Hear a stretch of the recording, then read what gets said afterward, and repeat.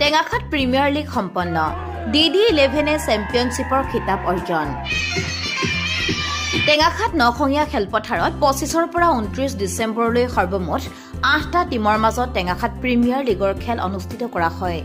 আটাইকেইটা দিন দৰ্শকৰ বিপুল সঁহাৰি তথা খেলুৱৈসকলৰ উন্নতমানৰ খেলৰ অন্তত দেওবাৰে DD11 আৰু RR ৰয়েলৰ মাজত চূড়ান্ত মেচ অনুষ্ঠিত কৰা হয়।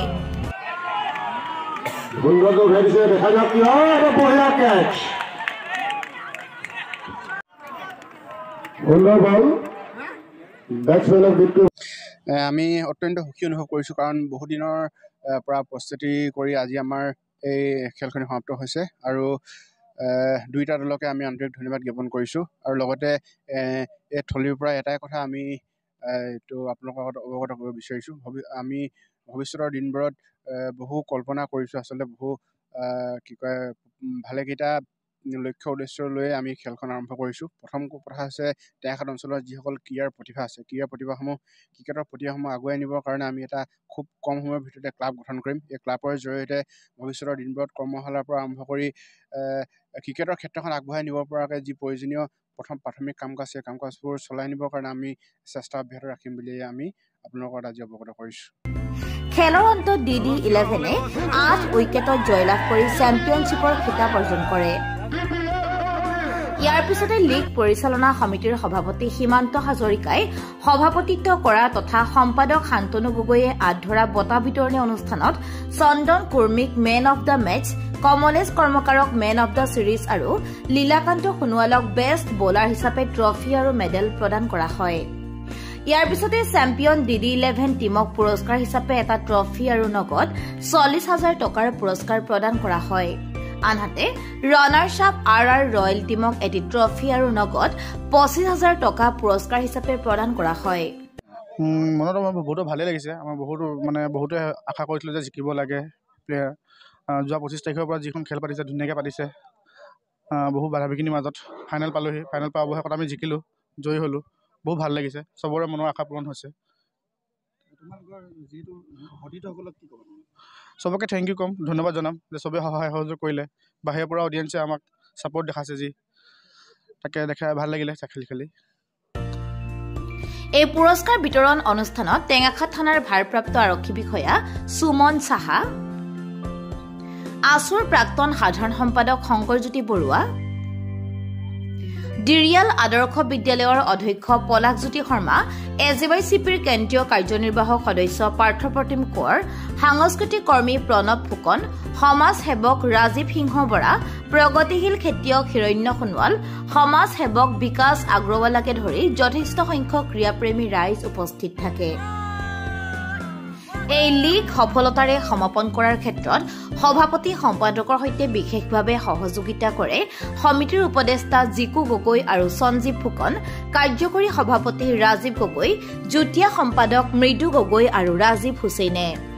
5 দিনীয়া কাৰ্যসূচীৰে আমি যি টেঙাখাত প্ৰিমিয়াৰ লীগ দ্বিতীয় সংস্কৰণৰ 2024 দ্বিতীয় সংস্কৰণৰ যি কাৰ্যসূচী আমি হাতত লৈছিলোঁ পৰিকল্পনা দিনৰ পৰা আজি দিনটোলৈ এই মুহূৰ্তলৈকে, আচলতে যি ধৰণে আমি এটা নেৰানেপেৰা চেষ্টাৰে যিমান পাৰোঁ আমি সফল সমাপ্তি কৰিবলৈ আমি চেষ্টা কৰিলোঁ। আৰু লগতে এটা কথা কওঁ যে আজি এই ক্ষেত্ৰত আমাৰ গোটেই লীগ প্ৰতিযোগিতাখনি সফলভাৱে সমাপন কৰাৰ ক্ষেত্ৰত যি ধৰণে আমাক সহায় কৰিলে, আমাৰ ট্ৰফিৰ ক্ষেত্ৰতে হওক, আমাৰ প্ৰাইজ মানিৰ ক্ষেত্ৰতে হওক, গোটেই সামগ্ৰিকভাৱে আমাৰ গোটেই প্ৰতিযোগিতাখন সুচাৰুৰূপে চলাই নিবৰ কাৰণে যি ধৰণে আমি বিকাশ আগৰৱালাৰ ডাঙৰীয়াৰ কথা কৈছোঁ, আমাৰ টেঙাখাত আৰক্ষী থানাৰ ভাৰপ্ৰাপ্ত আৰক্ষী বিষয়া সুমন সাহা ডাঙৰীয়া লগতে পলাশজ্যোতি শৰ্মা ডাঙৰীয়া, প্ৰণৱজ্যোতি ফুকন ডাঙৰীয়াকে প্ৰমুখ কৰি যিসকল ব্যক্তিয়ে আচলতে আমাক যে আৰ্থিক, কায়িক, মানসিক সৰ্বতো দিশত যি ধৰণে সহায় সহযোগ আগবঢ়ালে তাক লৈ আমি ধন্যবাদ জ্ঞাপন কৰিছোঁ এই আপাহতে।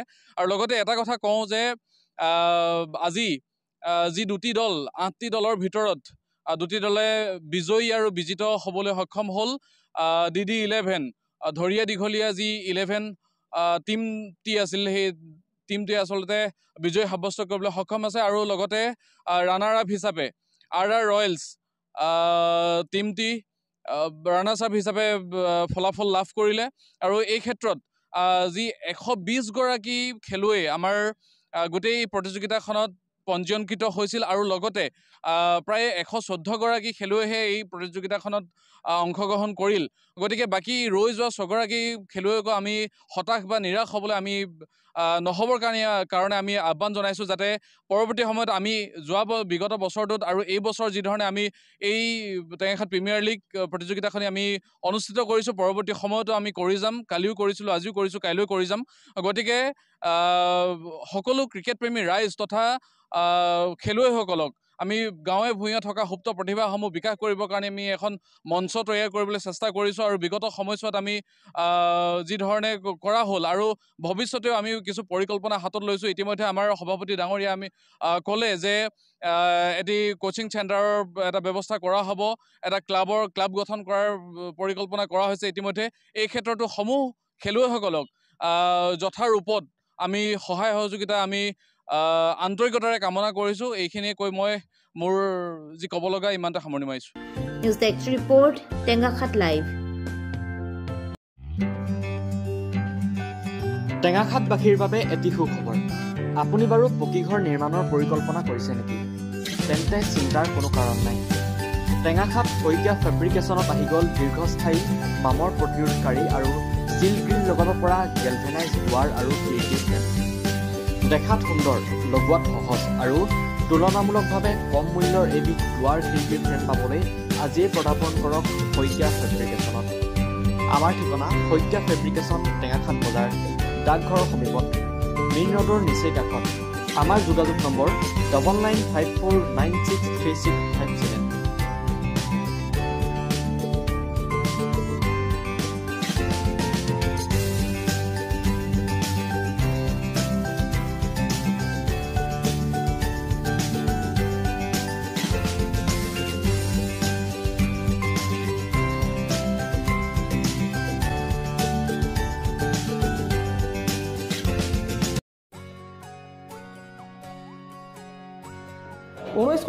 চনতে প্ৰতিষ্ঠা লাভ কৰা টেঙাখাতৰ অন্যতম ইংৰাজী মাধ্যমৰ বিদ্যালয় Dihing valley higher secondary school, য'ত নেকি সুন্দৰ আন্তঃগাঁথনি, অভিজ্ঞতা সম্পন্ন শিক্ষকৰ উন্নত মানৰ পাঠদান আৰু বিগত সময়ছোৱাৰ 18টা বছৰে হাইস্কুল শিক্ষান্ত পৰীক্ষাত 100% উত্তীৰ্ণ হাৰে অপ্ৰতিৰোধ শৈক্ষিক জয়যাত্ৰা অব্যাহত আছে। ইয়াৰ উপৰি NCC, যোগাসন, সংগীত, দবাখেল, চিত্ৰকলা আৰু বিভিন্ন ধৰণৰ সাংস্কৃতিক বিষয়ৰ প্ৰশিক্ষণৰ জৰিয়তে ছাত্ৰ ছাত্ৰীসকলৰ শাৰীৰিক আৰু মানসিক উৎকৰ্ষ সাধনৰ চেষ্টা অব্যাহত ৰখা শিক্ষানুষ্ঠানখনেই হ'ল Dihing valley higher secondary school. 10 ডিচেম্বৰৰ পৰা দিহিং KG শাখাৰ ৱালভিকাত নাৰ্চাৰী, LKG আৰু UKGত নামভৰ্তিৰ ব্যৱস্থা কৰা হৈছে। গতিকে দিহিং ভেলীলৈ আহক আৰু আপোনাৰ শিশুটিক উন্নত মানৰ শিক্ষা লাভৰ স্বাৰ্থত নামভৰ্তি কৰক। সবিশেষ জানিবৰ বাবে শীঘ্ৰেই 9435605729 অথবা 9954559174 নম্বৰত যোগাযোগ কৰিব পাৰে। আমাৰ ঠিকনা টেঙাখাত ব্লক ৰোড, মহাত্মা গান্ধী আদৰ্শ চিকিৎসালয়ৰ সমীপত।